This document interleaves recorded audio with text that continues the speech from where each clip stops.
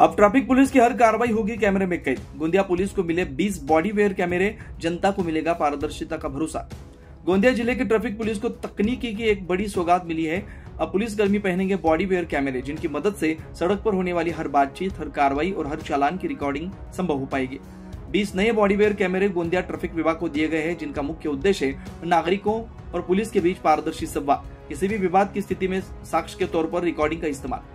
Police अब नियमों का पालन करवाने के साथ साथ अपने व्यवहार और कार्यप्रणाली को भी रिकॉर्ड में रखेगी। पुलिस निरीक्षक नागेश भास्कर ने बताया कि यह पहल ट्रैफिक व्यवस्था को और सशक्त बनाएगी।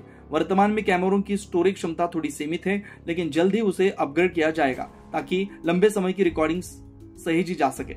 अब न सिर्फ नियम तोड़ने वाले होंगे कैमरे में, बल्कि पुलिस का हर कदम भी रहेगा दर्ज। भरोसे की शुरुआत अब वीडियो सबूत से। यह पहल नागरिकों के अधिकारों की रक्षा और पुलिस की जवाबदेही को मजबूत बनाएगी। गोंदिया से न्यूज फर्स्ट के लिए ओम की रिपोर्ट। प्रयत्नातून गोंदिया जिल्ह्यासाठी एकूण 20 बॉडी वेअर कॅमेरे आपल्याला वाहतूक शाखेसाठी मिळालेले आहेत।